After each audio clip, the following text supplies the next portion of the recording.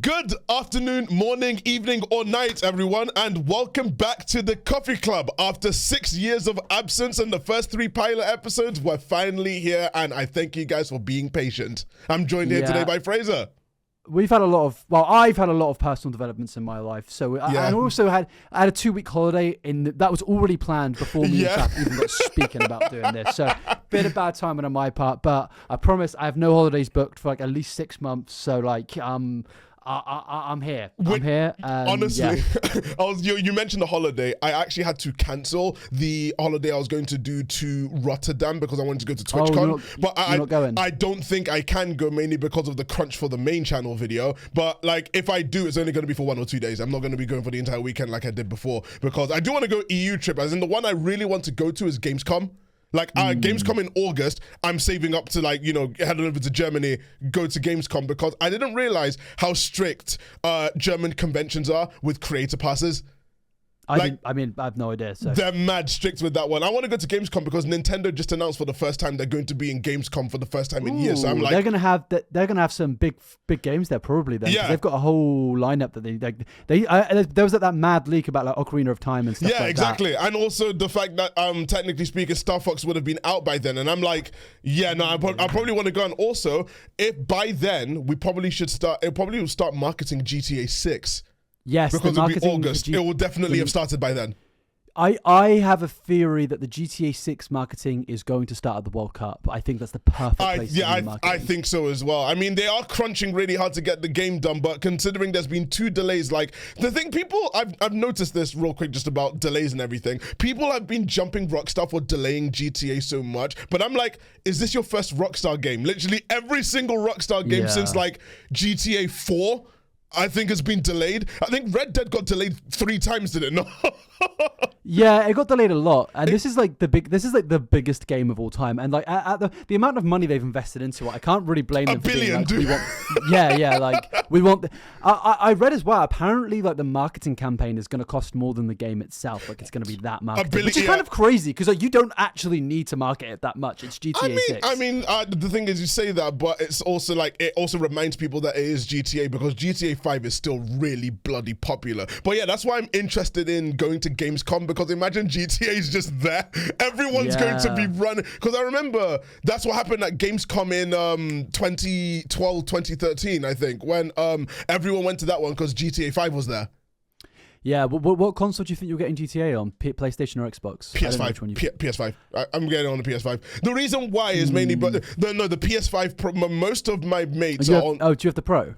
My brother has the Pro. I have the base. Remember, I got the funny story about getting the base PS5. I got that on day one. I have the day one PS5 because that was when we had that group chat. I don't know whether you remember this, but we had that group chat where we organized football meets and all that kind of stuff. And remember, everyone in that group chat was getting really angry because they didn't pre-order the PS5, so they were getting pissed. Remember this. They were getting pissed that they couldn't get the PS5, and I literally posted a picture of me with the box, with my PS5 box already at home. I got kicked out the group chat. I got blocked instantly.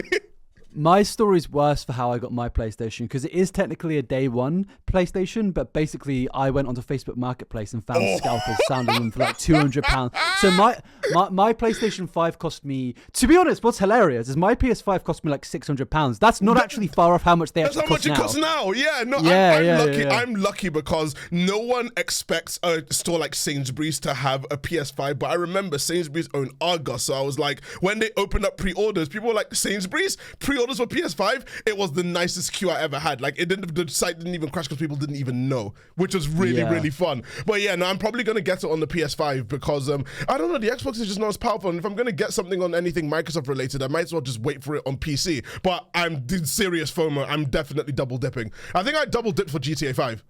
But man, I what's the number for like doing something like 8 times? I've bought that game so many. I bought it on Xbox 360, PS3, Xbox One. Damn, on everything, like, dude. PC multiple times, probably on PC.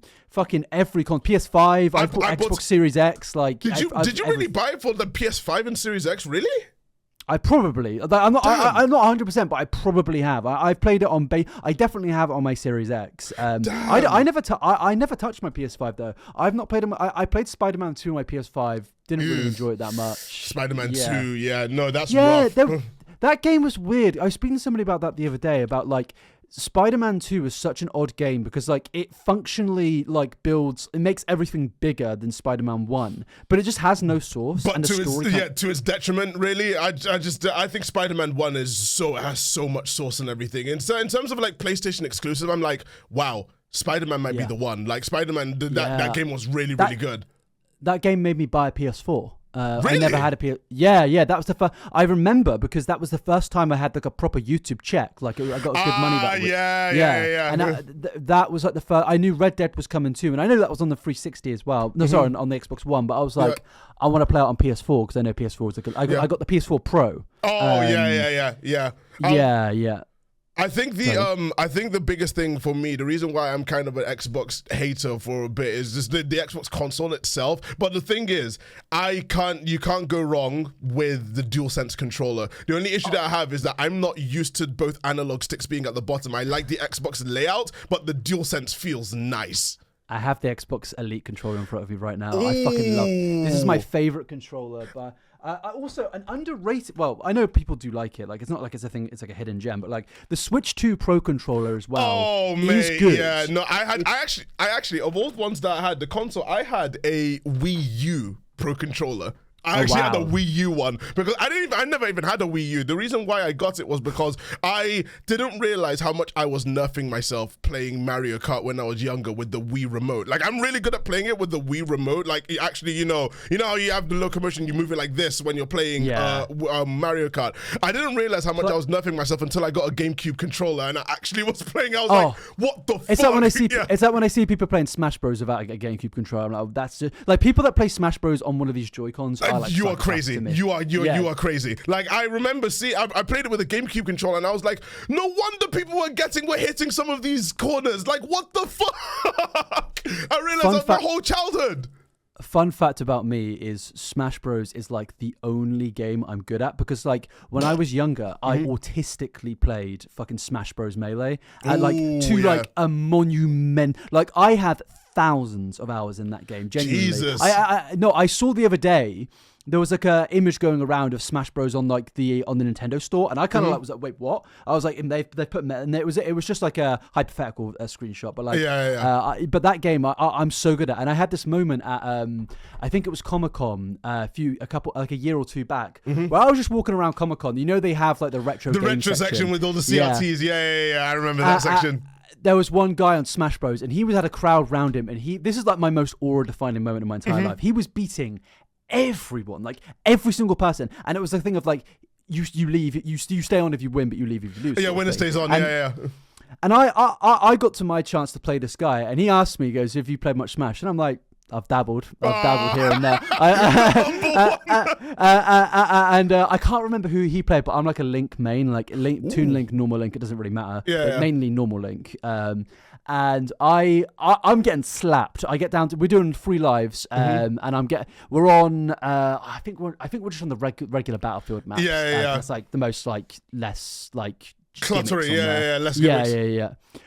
So he gets me down to my last life, and he's still on 3 lives, and I'm like, I have this like moment of like, I need to lock the fuck in. And also the girl that I'm like in like a relationship with, no, I think we were just dating at that point. She was like next to me, and I'm like, this is like, you know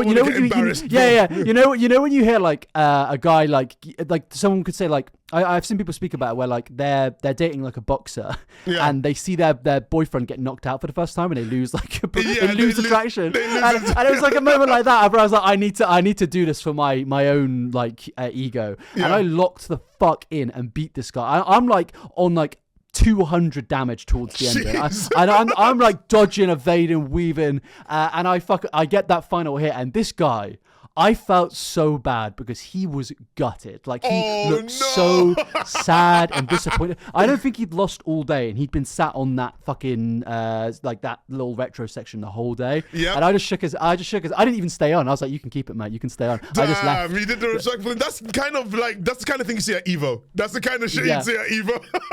No, because I feel like I feel like there are like a lot of like Smash players out there who are insanely good but have never played competitive, and I'm one of those. Like, I just have no, like, I don't want to like even go anywhere near that scene. Like, I think it's the only game. I don't think I'm anywhere near like a pro or anything, but I think I could play at an amateur tournament and do well. That's me with Rocket League. That's me with Rocket League. Yeah, you're definitely like that with Rocket League. I did that once. I went with my friend. I was at EGX and they had a Rocket League tournament and everything. And listen, I was so embarrassed because I was basically carrying my friend because he hadn't really played Rocket League much, and I was carrying them. We got all the way to the finals, I believe, and we lost because the ball hit my car and I accidentally scored an own goal in overtime. I'm not gonna lie, that I've never felt the aura leave my body that quickly. I literally just like I literally just sat, just closed my eyes and looked up at the sky. I just literally was like, the fucking the dog where it closes its eyes. I was just oh my god. And the thing is, there was a big crowd of people as well, because we weren't slapping everyone, but it was like, I decided, you know what, it's the one of them times where I know a lot of them are amateurs, so I get to flex a bit. So it was like, oh my god, they must have seen me as an absolute twat. I was styling on people, I was doing dribbles, I was air dribbling and stuff, and then I scored an own goal. Could people air dribble there, or like some people could, but you can tell that I played Rocket League a lot. Like, the thing is, I tried to do the stay humble gimmick as well because they didn't let me change the controls.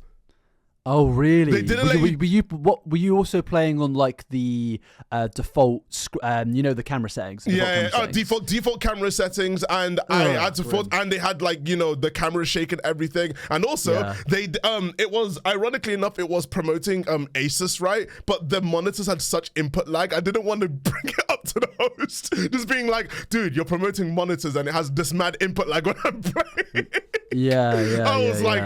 I could not do that. But I got humbled so hard at the at conventions, which also does remind me about future conventions and stuff like that. I'm also not going to Comic-Con this year, unfortunately, like because of the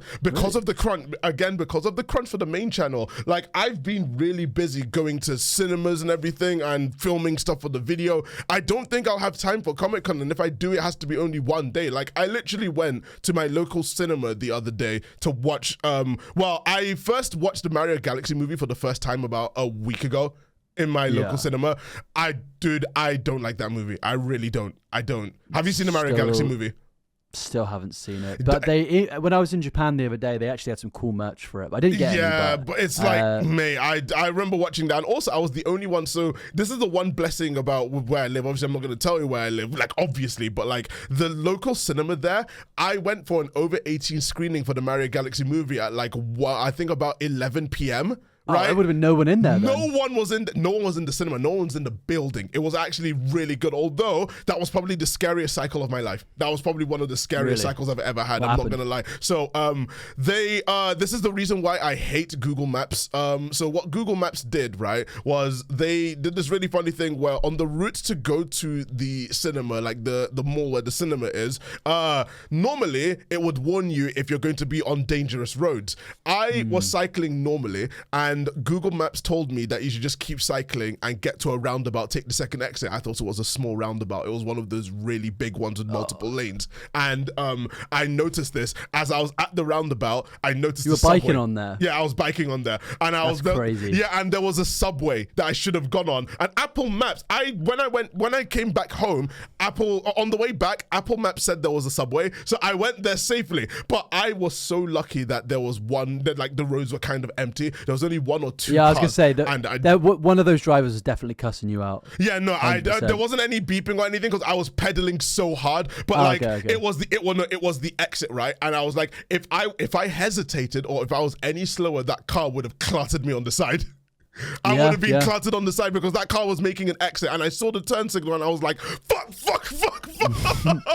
And I legit like cussed out the app on the Apple reviews because I was saying, dude, I literally said find cycle paths, and it found the cycle path. Which one were you using? Were you using Maps? I was using Google Maps, and I was using Google Maps, and normally Google Maps is good with it. Apple's better at that. Yeah, Apple Maps I'm a big fan of. I feel Apple Maps, Google Maps is always really laggy on my phone as well. I don't know if it's because I have an iPhone. Maybe it is, because the thing is with Google Maps is I also have an Android and Google Maps is laggy on that too. Like Apple Maps is so much better as well. I know it's like, again, iPhones and everything, but Apple Maps on the way to the cinema, I was like, it actually told me about the how hilly it was going to be on the way, and I was like, why doesn't Google Maps do this all the time? Like Apple Maps straight up warned you before you reach a risky area, saying, oh yeah, you should probably take a cycle path over here. And I'm like, this is great. Why can't Google do that? And Google's all doing this like, oh yeah, innovative things like, oh yeah, we now have bus data, and the bus data isn't even accurate as well. Like they have Apple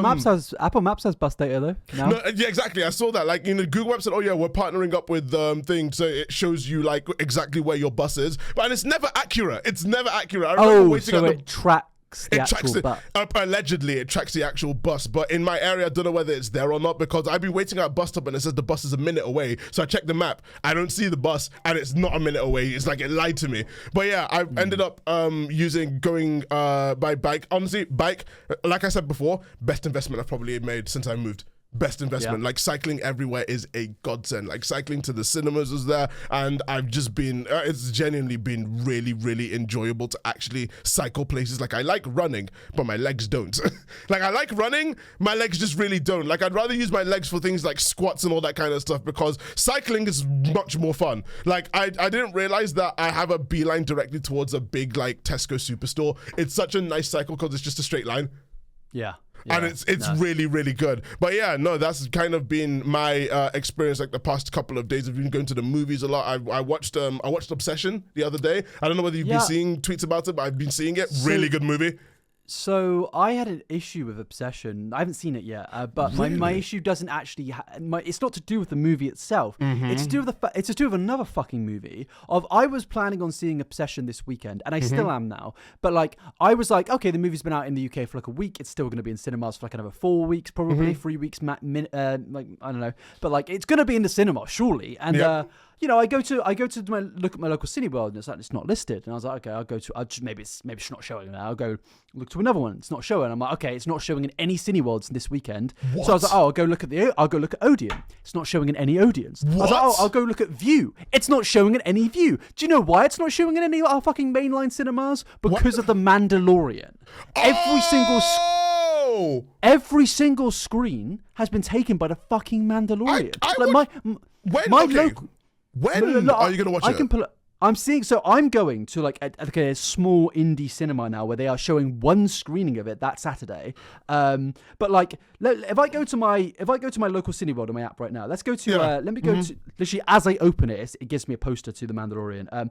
So if I go to I'm not going to read it out, but if I go to my local cinema, let's go to Saturday, The Mandalorian, and so it's showing one screening of Hook by Steven Spielberg, 1992, random as fuck.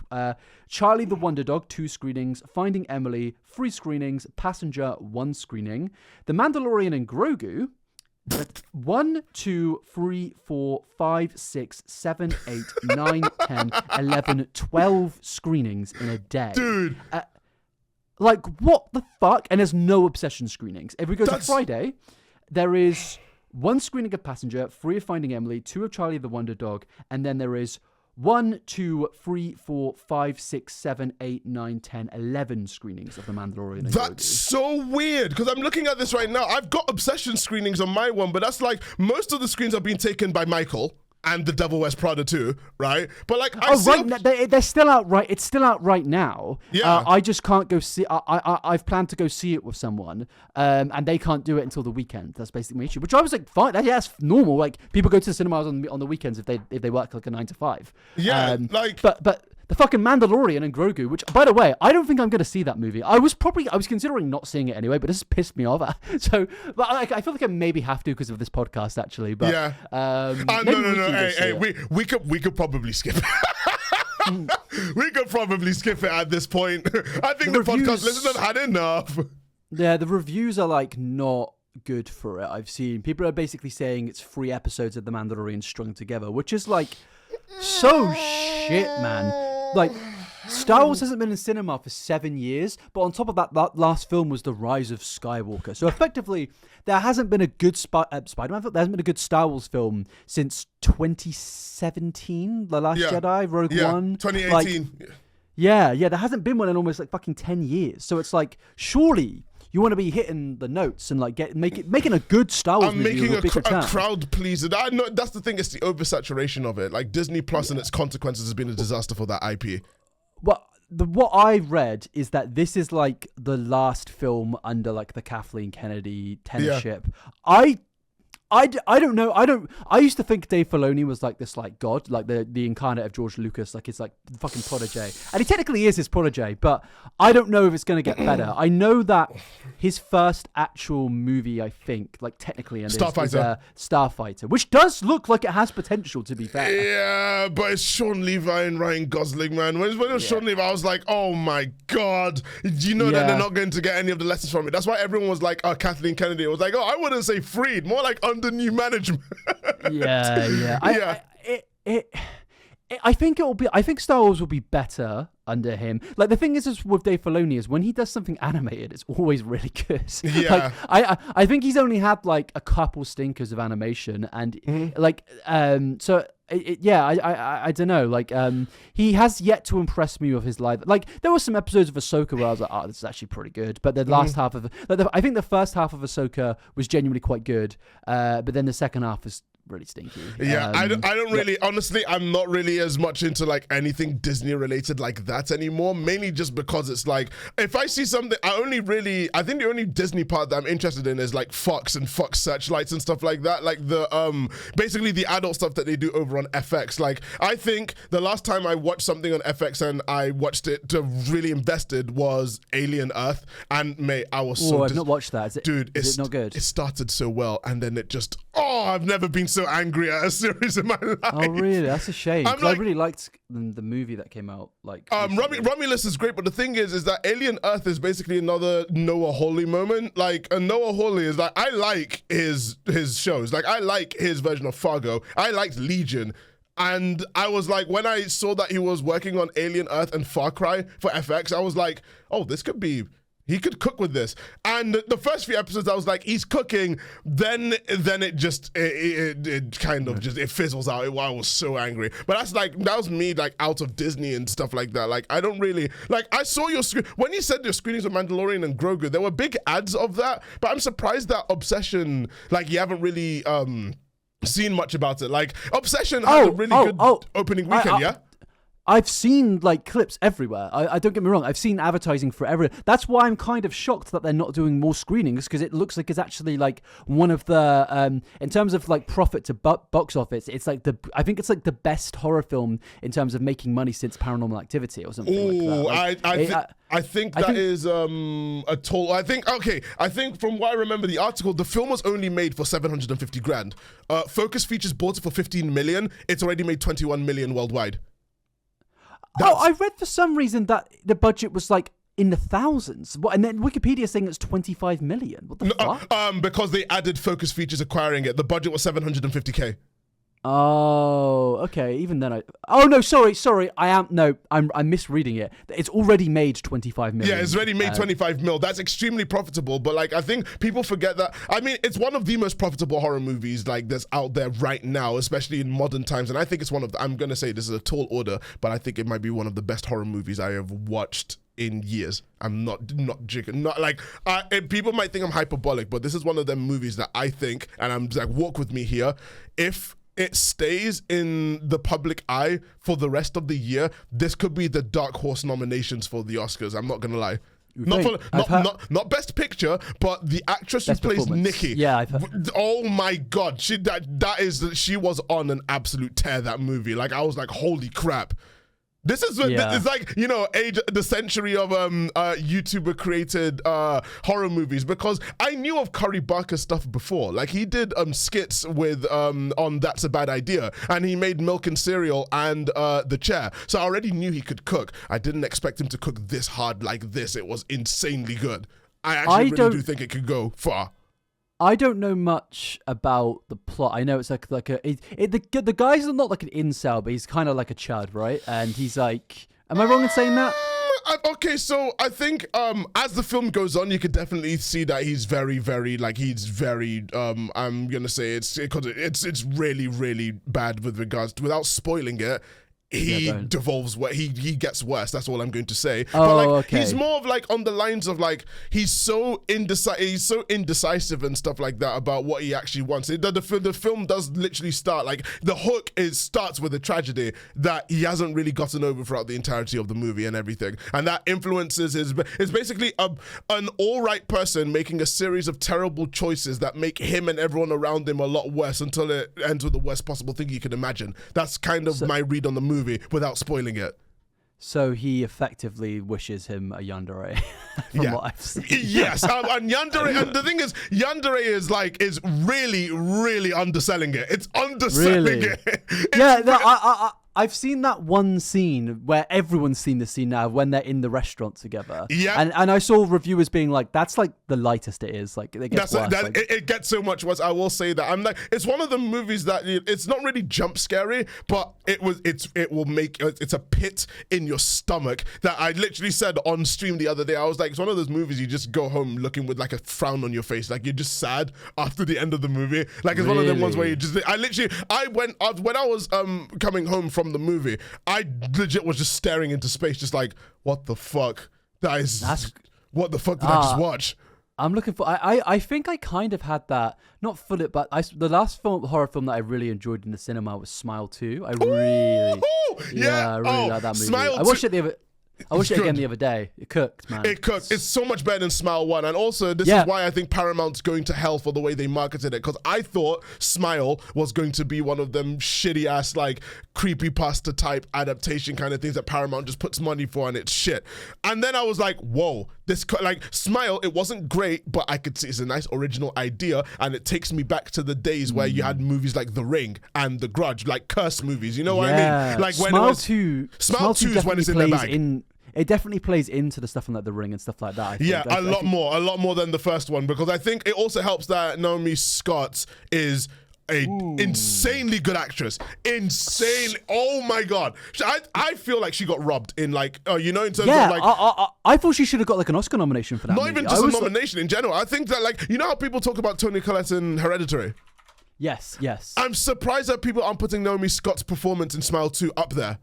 I think my favorite part of the movie, one of my favorite parts of the movie at least, is the fact that Jack Nicholson's son is in it, and he's in that. He has that face, dude. You can tell when you look at it, and you're just like, even without telling, you're like, he looks like Jack. He's getting that Jack Torrance look. I'm feeling like he has that Jack Torrance look from The Shining, and I'm like, oh, it's Jack Nicholson's son. Oh! Yeah, and apparently that's like one of the only films that he's really been in, which is kind of crazy. Hopefully he does more. I mean, I know he's only in one scene where he smiles, and then he's also in the car scene. The car scene's really insane. Yeah. But I think I'd love to see him more. It's like I like seeing established actors like Offspring acting in movies and stuff, and taking after their father. You had Michael Gandolfini in Daredevil. There's the family as well. The guy that plays Pennywise. Bill Skarsgård. The Skarsgård family. Because you have Bill, Alexander, Stellan. You've got everyone there. But I think it's really cool when you have you have Denzel Washington and John David Washington, and then you have James Gandolfini, rest in peace, and Michael Gandolfini, and Jack Nicholson. And it's I really like seeing where they go from being them also being actors and stuff like that. And that's why I enjoy seeing I wanted to kind of do a really harsh segue, because we are talking about horror in general and stuff like that, but I really do think that this is a great segue into talking about the floodgates and the rabbit hole that is YouTuber related movies, which is the main topic for today, because I have a lot that I can say about YouTuber movies. Because if you didn't know already, like I said before, Obsession was directed by a YouTuber, Curry Barker. We have Backrooms coming out very, very soon. I think from this recording in about a couple of days, and that's directed by Kane Parsons, who technically is a YouTuber. We've had Iron Lung with Markiplier, and it's Stuckmanized Yeah, you got Shelby Oaks and everything that no one really talks about. I think we'll get to that in a moment. But I feel like I think I know when the floodgates open, and it technically wasn't really a YouTuber, but I know where the floodgates opened. I think we have Jordan Peele to thank for this wave of horror, like the way like comedians and like people who make skits. I think we have Jordan Peele to thank, because if Get Out, I feel like horror would be very different if Get Out wasn't released and didn't do as well as it did. Get Out, I think, was the nexus event that caused all of these studios to be like, let's start giving comedians a chance, or like comedians being like, wait, we could try and make something kind of scary and different. Like, you know, Bill Hader tried it with Barry and everything. So I don't know. I feel like Jordan Peele's one to thank here. Yeah, no, I completely agree. I've even seen a few. There's this guy on TikTok who's a comedian. No, on Instagram, sorry, he's a comedian, and he makes horror skits on Instagram, completely separate to his usual stuff, and they're like insanely good. I don't know what it is about comedians, but they just like have like maybe it's because their brains have to be kind of fucked up to be a comedian. I don't think it's like that. I think it's because being funny is like you're kind of touching the same point when it comes to the human psyche of being funny and being scary. Like you can tap into, like, for example, when comedians do stand up, you can change like stand up stories to make them kind of scary. Like, for example, like if we had Richard Pryor's bit about being in the mafia, he played that for comedy, but realistically, if you try to play that completely straight without the whole, like, you know, him making the jokes and everything, that's scary as shit. Like it's scary. You can make that scary, and I think that's what comedians kind of tap into, where it's like, you know, like for example, like Obsession, it's basically a monkey paw. It's a monkey paw movie where it's like, what if a wish goes really, really wrong? You could play that for comedy. A lot of people have, but he played that straight for scares. Like he played that for scares. And the thing is, the whole point of the movie with the wish was just that the wish was worded really badly. That's all I'm gonna say about it. Really? Without spoiling it. Like the wish was just like, if you really think about, because they don't really bring this up in the movie itself. It's like a read that you take into after watching the movie. But the way he words the wish, this entire movie could have been avoided. If he had to make the wish, the entire movie would have been avoided if he didn't word it so badly.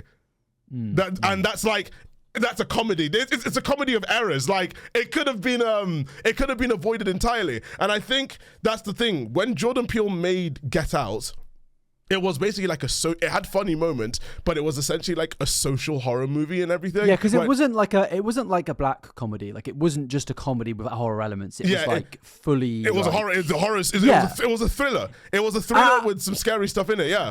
And I think there has always been the build-up of like there's been comedic things where it's like it's designed to be dark, hence it's called a black comedy, but it's like it's not horror. But I feel like he took that and was like, we're gonna kind of flip it on its head and make it a horror with comedy elements. And I think that's and I think a lot of horror up until that point hadn't really done that. Like it's very rare to find a horror movie that actually has comedy in up until about 2017. I mean, even then, I'd say the only director that really did that and really made it work was Sam Raimi when he did horror. Yes, and again, Evil Dead, right? Yeah, with Evil Dead and also Drag Me to Hell, because those movies are horrific, but they're that was what I was thinking. Drag Me to Hell is funny. Yeah, it's funny, and also it's horrific. It's so horrific what happens to like the main character and everything and what she goes through, all because of a simple I won't say simple mistake, but all because, like, you know, it was like wrong place, wrong time.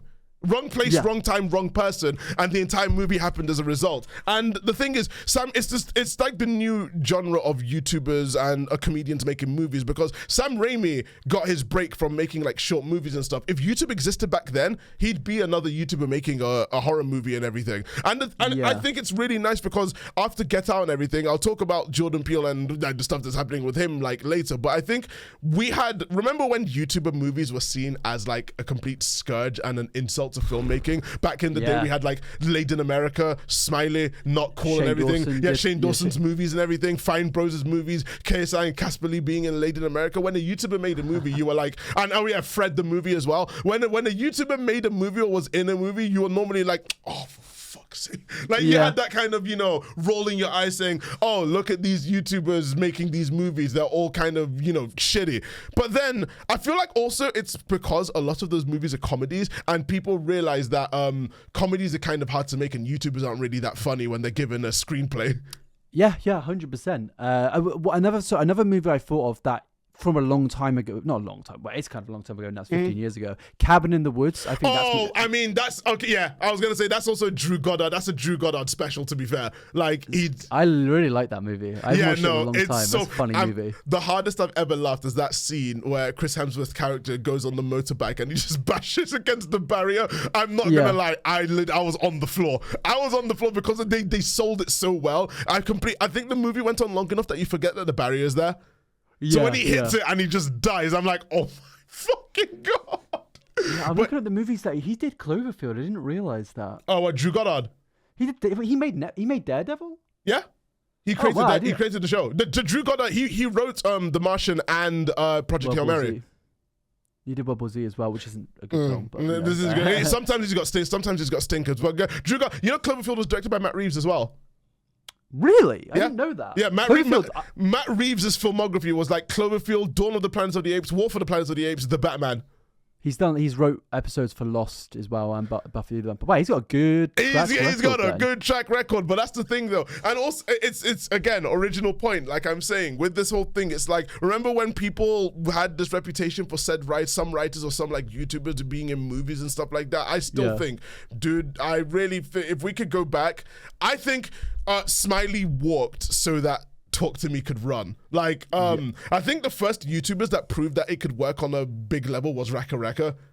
Because Raka Raka made Talk to Me, and I think Talk to Me is one of the best horror movies that's like come, like the best kind of genre horror movies and everything that's come out, because I really appreciate that YouTubers are getting a shot now, and you have the blueprint from things like Get Out and stuff like that. I feel like people being inspired by those kind of movies and everything has led to this renaissance in horror. I think this is the best decade that horror's had since the 70s or 80s. I'm not gonna lie. I agree. Has been I think the 2010s was ass for the most part. Like early 2010s. The early 2010s was rough because they were trying to. I think they were trying to eat Paranormal Activity's lunch without understanding what. That was when found footage was like the in, because Cloverfield obviously proved that you could make something like that work. But Cloverfield was a one in. Yeah, I was always disappointed that there was never another movie. I know they did the fucking 2 shows, but they sucked in my opinion. What you mean? I didn't like them. What do you mean Cloverfield? Yeah, they did 10 Cloverfield Lane or whatever it was called. 10 Cloverfield Lane was great until the last act. And then the Cloverfield Paradox, that one was so bad.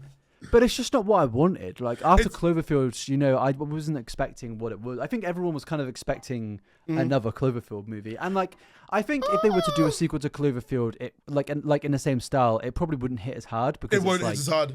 In fact, I said, you know what I said about found footage movies and stuff like that? I said, with the advent of the internet during lockdown, you know what I will say? There's one movie that's dog shit, but it's way ahead of its time, and it's Unfriended. Oh, yeah, I agree. Unfriended was funny as fuck back in the day. It was funny as fuck, but the thing is imagine the concept of sitting in a cinema on a big fuck off screen watching someone's Skype call on the screen and everything. Did you go to the cinema to watch that movie? Yeah, I did. It was so honestly, it was so boring. It was better just watching them like argue about shit. But it's like, we had. I would have said, you know what would be much better for the movie if streaming services had blown up by then. I think it kind of also it doesn't help that a lot of the actors that are in that movie are somewhat famous or known for other things. Because if it was complete unknowns like with the Blair Witch Project, I think it could have gone harder. Imagine if it was just like a live stream that someone encountered. And because the thing is, apart from the credit sequence and the big fuck off Universal logo at the start of the movie, imagine if it just started the way the movie is and it was just a live stream that someone then discovered. I think that movie's ahead of its time. If that was the way it did.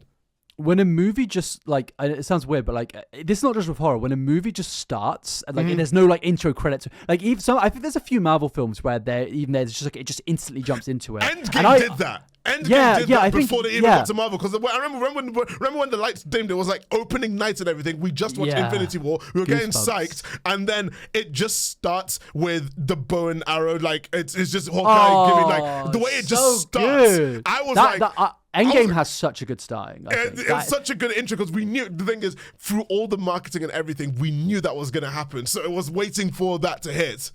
Yeah, but I like movies that start like that. I know people like have turned on Endgame, but I still like Endgame a lot. It's not as good as Infinity War, but I like the experience. That's what I'm going to say. I don't like the movie, but I like the experience. I love the movie, to be honest with you. I have a lot of good memories of it. And also, I just enjoy it. I think there's flaws in it. I think most time travel movies have flaws. I think the only time travel movies that don't have flaws are like Back to the Future, because it's just like, it's a product of its time. You know what I mean? You can't really criticize a time travel movie from the 1980s. Product of its time, yeah. Yeah, I really like Endgame. It's one of my favorite Marvel movies. I know it's the same with like No Way Home. I know everyone's turned on those movies, but I still really like No Way Home, which is funny because I hate Far From Home. Going back to that, I do just like it like an instant starting. Iron Lung did that because the thing is, technically, since Mark doesn't have a production company, it was him. He made that movie himself. The movie just starts. There's not like I remember how jarring it was. The ads the ads that finish, it shows the BBFC title card for the movie with the age rating. The movie just starts. It just begins. We were literally surprised. We were like, all right. Yeah. Like, what's your favorite start to a movie ever? I know what mine is instantly. Oh, that's a really hard question. That's a really difficult question. Lord of the Rings, The Two Towers. When Gandalf's fighting the Balrog, right at the beginning. That's a good one. Oh, it's so cold. I watched it on the plane the other day, and I completely forgot. I hadn't watched The Two Towers in years, because I usually watch the extended edition of Fellowship, and then I'm like, I'm kind of tired now. But I was like, I'm going to start with The Two Towers, because I've watched Fellowship of the Ring a million times, and Two Towers is definitely one I've watched the least. And I was like, oh, I forgot about this intro. It's so hard. It's like, it's so cold, man. Like the fight, their fight, and then that's probably my favorite one. I think Endgame also. I'd say I love. Go. The Dark Knight and Inception. I think Nolan's intros were good. The Dark Knight's intro.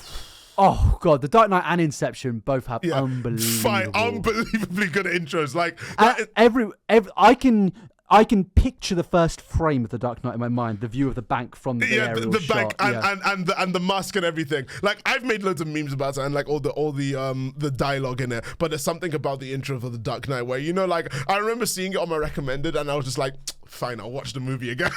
Yeah, I think The Dark Knight's probably a movie I've watched more than any other movie. Yeah, honestly.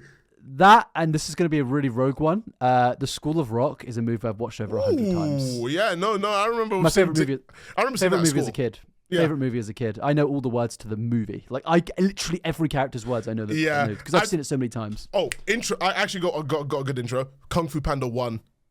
Can't remember it. Kung Fu Panda 1. The fact it starts with the 2D animated intro and it's like a dream sequence of Po with the Furious 5. I'm not gonna lie, DreamWorks were in their bag with intros. That and Puss in Boots: The Last Wish. Like DreamWorks and their DreamWorks and their intros are second to none, and some of it they're really, really good. They're such a good tone setter, and it's like that's what I'm like. I like intros of movies that do that. Shit, even Get Out. Get Out had a banger intro. That seeing the Andre just like walk on the sidewalk, seeing the car walking again, then the camera pans back to the car and the doors open, and then the guy just comes in from behind and like knocks him out. I'm like, that's a fire intro. Then it goes straight into Redbone by Childish Gambino. I'm like, yeah, I knew I was in for something special. He's really good at using music in his movies. Yeah, like, really fucking good. That and Nope. I think Nope is Jordan Peele's best movie. Like I'd love to. I've talked to this on stream, but like I'll get to Jordan Peele stuff. I've only seen it once. You gotta watch it again. I think it's one of the best sci-fi movies of the 2020s. I'm not even joking. I'm not even kidding. Jordan Peele was in his bag with that movie. But the back to the.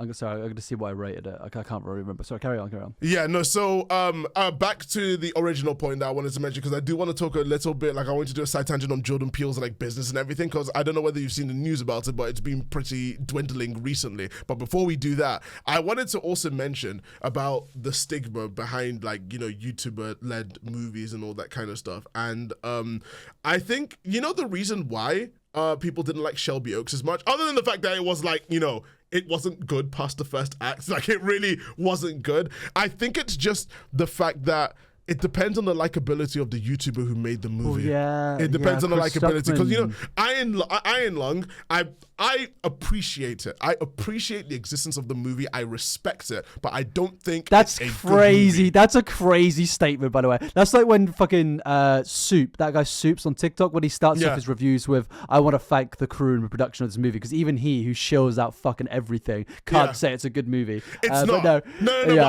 The thing is because Iron Lung is because the thing is with Iron Lung is that it's different to other ones because Iron Lung was like a passion project curated by a singular YouTuber and his vision along with the game developer, and he managed to make it work with what he was given and release it. Like, it's 2 hours long, and I was like, you know what? Fuck it. I respect it, but I'm not going to say it's a good movie. I'm not going to say it's not bad. It's not good. It's the very definition of mid. It's middle of the ground. Like, it has good ideas, good visuals, but like, I think, what did I rate it on Letterboxd? I think I gave it like 2 or 3 stars. I think it was 3 out of 5. Made 50 mil.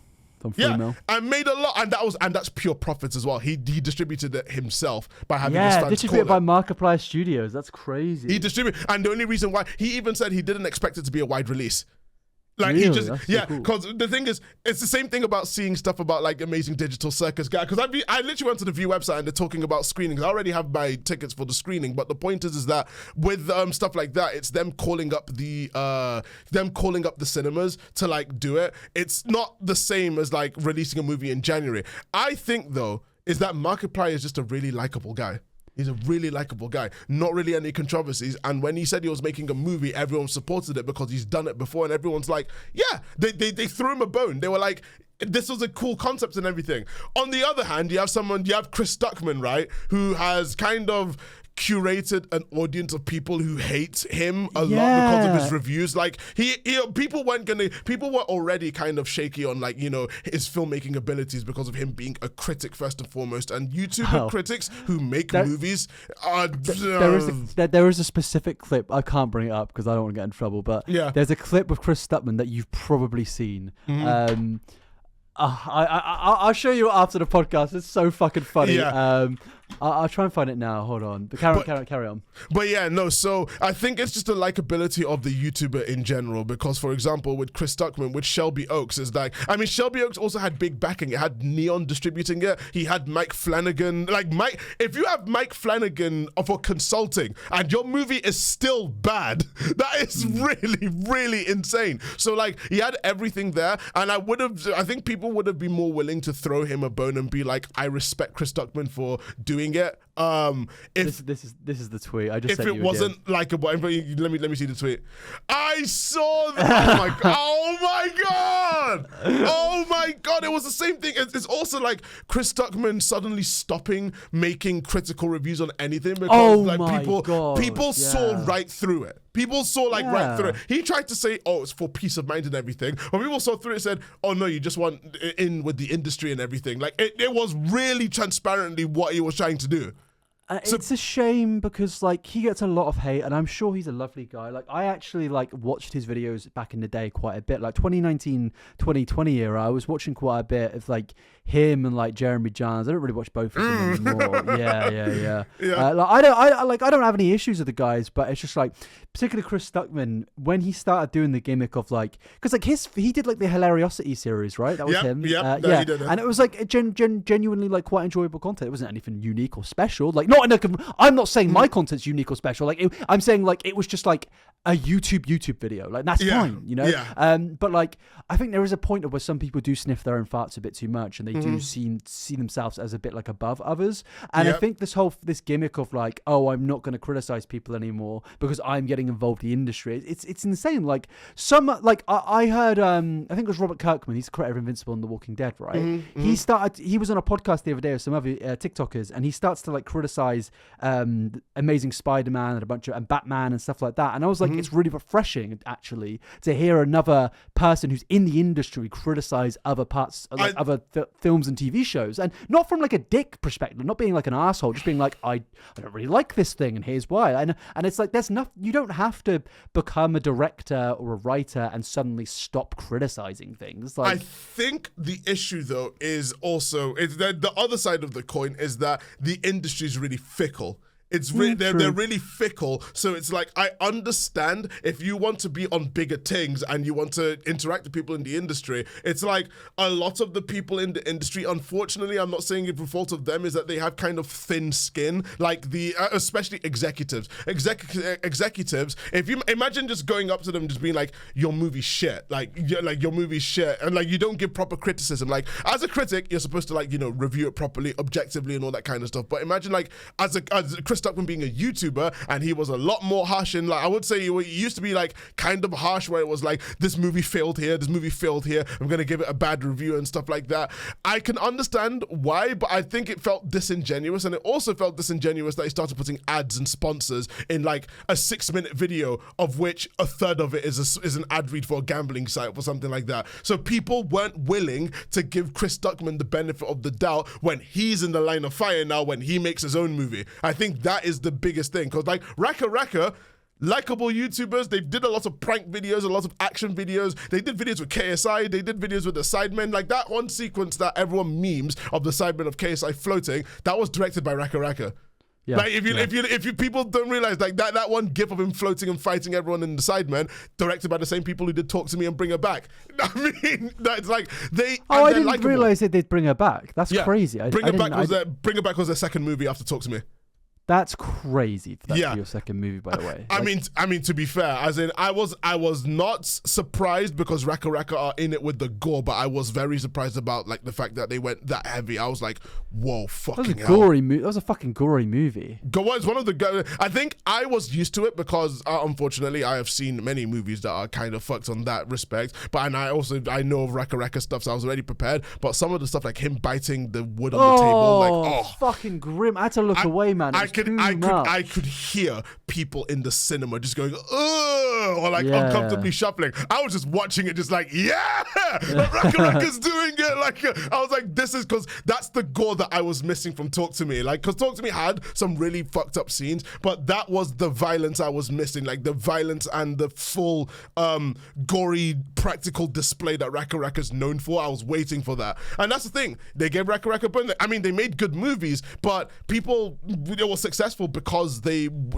likable. Backrooms, Kane Parsons, highly respectable creator. It went viral. He also is a filmmaker that he's been filmmaking since he was like 13. So he's like, he knows his stuff, and people are interested to see what he does with the Backrooms and stuff like that. Obsession, Curry Barker, That's a Bad Idea. The channel has funny skits and everything. So it's like, I think the difference is that we're having more respectable YouTubers that people like a lot. I mean, unfortunately, with the exception of Stuckman right now, but like we have YouTubers who have reputations of being, good people and have the work ethic to make it work. And they're making these movies now, which have people really like them, as opposed to in the past, it was a lot of fast tracking. Like it was basically like, oh yeah, you're in with Disney through Kasim G's company. Shane Dawson makes a movie and it was like low budget. It was slop. It was slop. It was basically banking on the name of the YouTuber. Like I rewatched I tried to watch the Fred movie. I'm like, I feel like people are ironically enjoying it. I can't see anything good about the Fred movie. I think the big difference between these movies and the newer movies is the movies nowadays being made are movies about actual unique stories, not based around the YouTuber, and the YouTuber will rarely ever actually feature in the movie, whereas the movies in the early 2010s were actually featuring KSI, featuring Shane Dawson. They were YouTuber driven, like Markiplier, Iron Lung being the exception, but the thing is it wasn't the Markiplier movie, as in some people might have seen it like that, but if you I don't know, have you seen Iron Lung? No, but I know what you're talking about. With Iron Lung, you don't really get the feeling where it was like, a vehicle for Markiplier to be like, hey, hello everyone, my name is Markiplier, welcome to the Iron Lung, I'm a prisoner and stuff. You could see he was trying to make a movie. But it's not about him. Like, it's not about him. Yeah. Even when like KSI and Casperelli do Laid in America, obviously it's not technically Casperelli and KSI, but it like the characters are very clearly based on them. And having like Deji in the movie and everything, and Deji's in his YouTuber setup, and you're like, I mean, it was a bit like it's a vehicle. They seemed like more of a vehicle for the YouTuber themselves to get into like the film industry, whereas like in with the modern day ones, especially with horror, because horrors, I think the issue is that also I think the thing's horror is just easy to make. Horror is really, really easy to make in terms of budget. You don't need many insane, you don't need an insane budget. Horror you could do with like a shooter, like Obsession, $750K total. Yeah. And it's making some money. That's why I'm kind of surprised that A24 are actually doing some higher budget things at the moment, because they're so like, I mean, they can afford to, because they've made 1 million low budget horror films that have made like 50 million, 100 million, sometimes 200 million. Actually, no. A24's most successful movie hasn't even broken 200 million. It's like surely it has. No. A24's most successful movie, I believe, is Marty Supreme. No fucking way. Yeah, it's Marty. What are we talking about Blumhouse then? Blumhouse. I would love to rant about Blumhouse. Sorry, I'm just like Jason. The thing is, as much as like Jason Blum, I love you, but I hate you so much. I hate you so much. This is the perfect segue to You're right. Sorry, I thought Hereditary made way more than 80 million. No. Like a lot. A24 has a very vocally online fan base, and A24 know this. Yeah, sorry. The biggest movie was maybe I am thinking of Blumhouse. You might be thinking of Blumhouse, but even then, Blumhouse's biggest movie is FNAF at 294. Yeah, hold on. I believe it's Five Nights at Freddy's 1. I think it's their most successful movie. Yeah, let me. Yeah, it is. It's Split, Five Nights at Freddy's, Halloween, Get Out, and then Five Nights at Freddy's 2. Yeah, it's like no wonder they fucking make those movies. Yeah, and also it's like shoestring budget, and also like the fans will turn up. But yeah, this is the segue I wanted to do as well, because you know how in the last episode we talked about Paramount. I would love to talk about Universal's horror lineup, because Universal used to be the studio for horror. They used to be the studio. They had all the monsters. Like, you know how we watched The Invisible Man like years and years ago? Yeah, that was one of the stuff. They had that. They had The Mummy. They had what else? They had Frankenstein's monster. They had everyone, and they tried to do that Dark Universe thing that flopped. But the thing is, recently Universal have been banking on Blumhouse and Jordan Peele's company, Monkey Paw Productions, to actually provide them with some money, because Universal have been chasing the high of FNAF releasing, Get Out releasing. Blumhouse used to be at the top of the world. Like Blumhouse did Whiplash apparently. Yeah, they did Whiplash. Like the thing is, a lot of these movies is like Jason Blum has this knack for like acquiring good movies for them for Universal to distribute and everything. Him and Jordan Peele. As in, I don't think Blumhouse was the production company that made the movie. I think they acquired it. I'm not too sure. I think I'll be corrected if I'm wrong. But like, same thing with Obsession. They didn't make it. They acquired it. Yeah, they've got Get Out, Whiplash, The Invisible Man, Paranormal Activity, Sinister, Halloween, Mafregan, Insidious. You see, Split, even the Black Phone, Ouija, Origin of Evil, which is a fucking ass movie. The entire Purge series. Yeah, exactly. So you understand. And Insidious.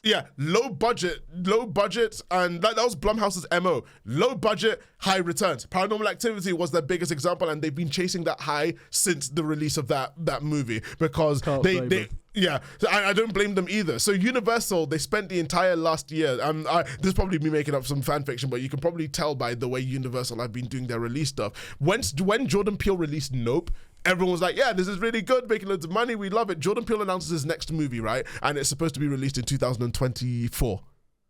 It hasn't come out yet, right? Yeah, so it gets delayed because of the writer's strike. Then in 2025, it gets delayed again. And now Universal have completely scrubbed the movie from their release, because allegedly Jordan Peele, there's a bunch of stuff behind the scenes drama-wise with his production company, and he's suffering from writer's block, apparently, allegedly. And also Universal have been not happy with Monkey Paw and like their horror lineup, because the entirety of 2025, all of Blumhouse's movies, with the exception of Black Phone 2 a bit and FNAF 2, they all flopped.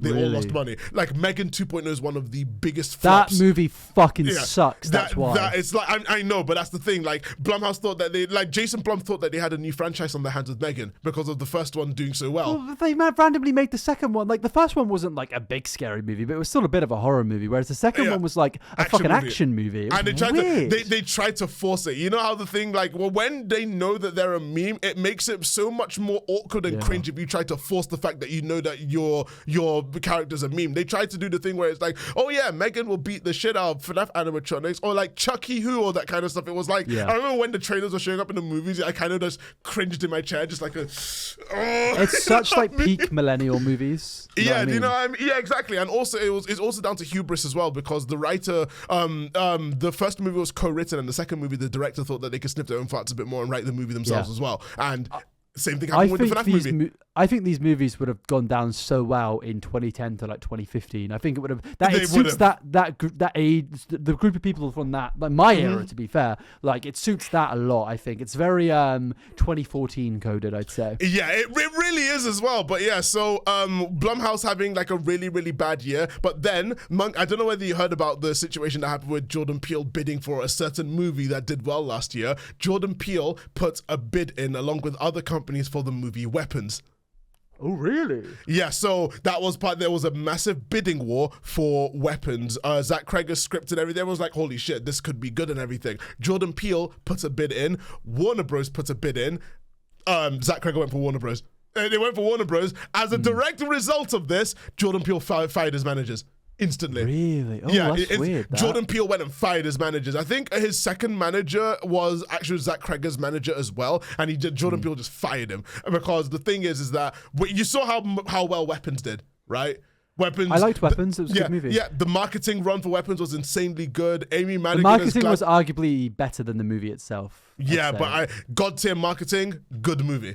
That's how it wasn't a God tier movie. Yeah, I remember being disappointed when it came out, because everyone was describing it like it's the greatest horror film of the 21st century, and then I came out and I was like, it was a good movie. I think a lot of people need to just accept like movies can just be good. Like I think that was hyperbole, but I think it's also because of how inventive it kind of was with regards to just like, I mean, it was kind of a Pied Piper type story of everything. I actually and also the child actors were really good. Like the performance, I think Gladys really did well in like Amy Madigan as Gladys was like, they're doing a movie on her, which I'm a bit worried about. And I'm also interested to see Zach Cregger's Resident Evil movie, but we'll get to that later. It's gonna be a shame to have no Josh Brolin in it. I'd love watching Josh Brolin. It's just great. Josh Brolin, and did you know that role was initially going to Pedro Pascal? I did know that, yeah. And I found that out like a week after or some shit, and I was like, thank fuck for that. I mean, thank fuck for that, but low-key, you can kind of tell. You can kind of tell. Josh Brolin did put his own spin on it, but you could tell that Pedro Pascal would have been I'm a big Josh Brolin fan. I think he's fucking awesome. Like, and I'm so glad that he's in every Dune movie. Yeah, honestly, yeah. And I think him and I think one of my favorite, before we continue, favorite actor that I like working and I'll watch any movies is Javier Bardem. Let me Google it. I know faces more than names. Like he was him in Skyfall, him in Dune, him in F1, him in like even him in Pirates of the Caribbean. He's so fucking good. I will watch anything he's in. I will watch anything he's in. He's so damn good. But yeah, anyway, back to the point. So he went.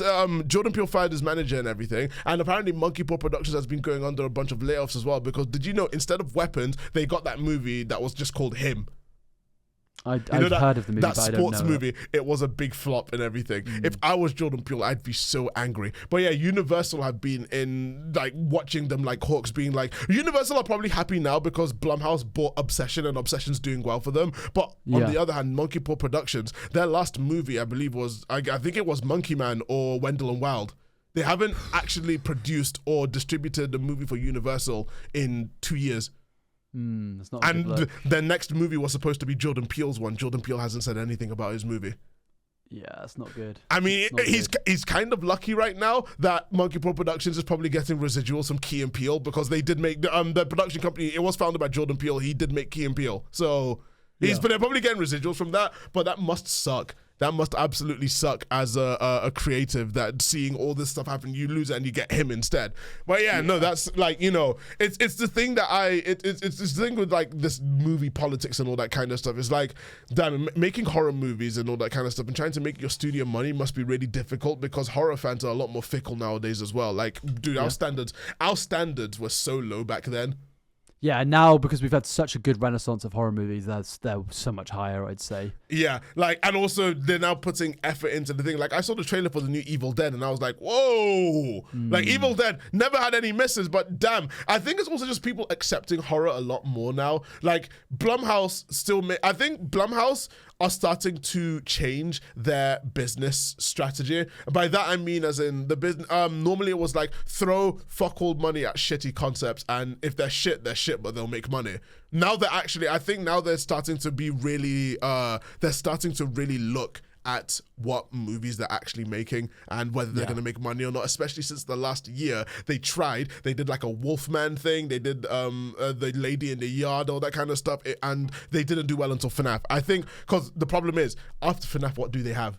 FNAF 3, I think they're stopping those movies after FNAF 3 for sure. FNAF 3 will be the last one of the trilogy, and good, but like after FNAF, what do they have that will make them money? They don't have anything. Find a creepypasta or something. I mean, okay. Send them a movie. They did. Remember 20? Well, not they didn't, but Sony did, and it was shit. Yeah, I remember that movie. Fuck it, that was a while ago. 2018. Yeah. It was really, really bad. I remember I rewatched it thinking, surely it wasn't that it was bad. I feel like you could do a good Slender Man found footage movie. I feel like it wouldn't, but there's already a YouTube series. Marble Hornets, and again, it's YouTube. And the thing is, I'd love to see the Marble Hornets guys make a movie, but the thing is, they tried when they did Always Watching, and it was dog shit. But that was the old era. I'd love to see a Marble Hornets team try out a horror movie now. They are doing a new. Like they're still doing videos, aren't they, on their channel? I swear they are. Actually, after over a decade, they did a 5-part continuation of Marble Hornets. That's over now. Oh, okay. I'd like to see them guys do something about Slender Man. That'd be cool. That original Marble Hornets series is so fucking good. You're right.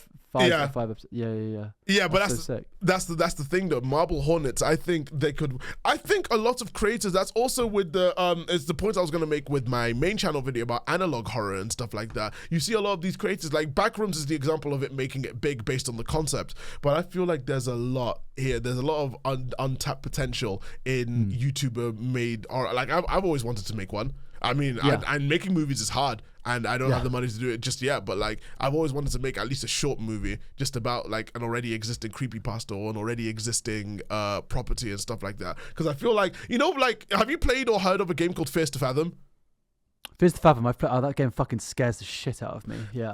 Like it works as a game, but it also could work really well as a movie. Like some of the concepts. The clip of Speed playing it fucking cracks me up. No, is it? Yeah, I think Speed's played it. I think Corey Kenshin. It might be Corey Kenshin. No, Corey Kenshin's played it. Belize's I know played who Corey it. Kenshin is. I think it's Speed. No, it is Speed. When the guy comes in, when they're in it's the forest episode when they're coming. Oh my god! Yeah, exactly. But that's the point. I think there's a lot of untapped potential with YouTubers. I hope that with Obsession and stuff like that, and Talk to Me, and Iron Lung, and Backrooms, and what other YouTuber made movie does that? Bring Her Back. I hope that this lets people have this, it's this idea that anyone can really do it. Let YouTubers cook. I mean, let specific YouTubers cook and everything, because I mean, it's much better than what we had before when the biggest thing we got was Shane Dawson, and that was I was like already not really that talented, but in being in a movie it was awful.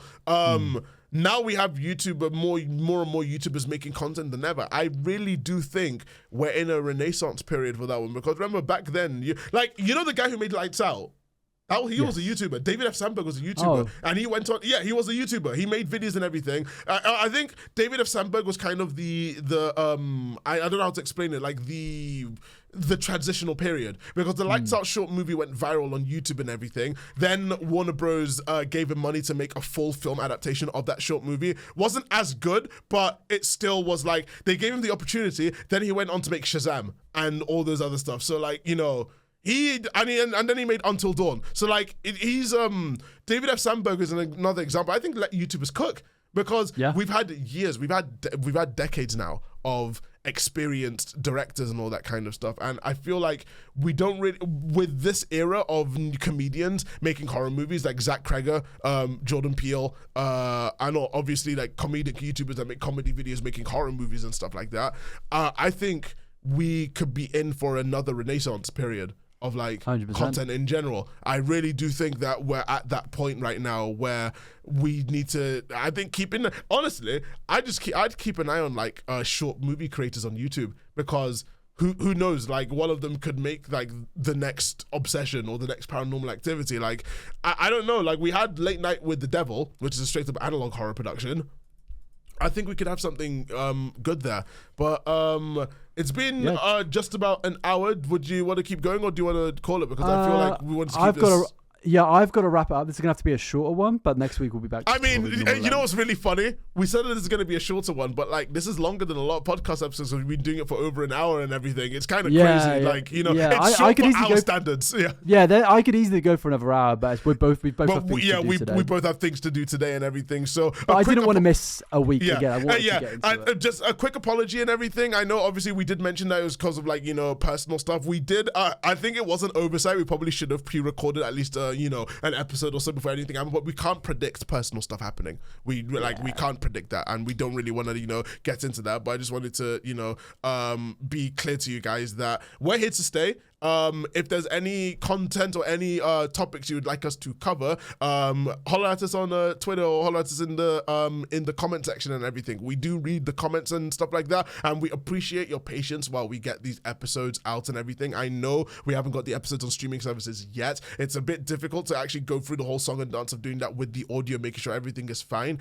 But we will be getting an episode out for you when we can and everything. I think for the next couple of weeks, I don't think we're going to miss a week. I don't think there's anything that we could miss. I think with the exception of maybe the World Cup happening, which is probably going to be like, you know, I mean, that's months from now. Right. We should be all right and everything. It's not months. It's less than a month away. Oh, Jesus, it is, isn't it? Yeah, it starts, I think, actually about 3 weeks. Yeah. Because Champions League is in 11 days' time. I was like, doesn't really feel like it, but yeah, it's like because in America. Yeah, I know, but yeah. So if you guys would like to give us any topics or any feedback about, I think feedback is also really important and everything. Like we want to make this podcast last, so it won't last if let's say like there's audio issues or visual issues, or if you want anything extra, like any topics we want to cover, just let us know and leave them in the comments down below. But thank you guys so much for listening or watching this episode of The Coffee Club. We will be back next week with some more talking about the state of the industry and how it's going to end soon. But yeah, thank you guys so much for listening and watching, and we'll see you guys in the next one. Bye everyone. Bye.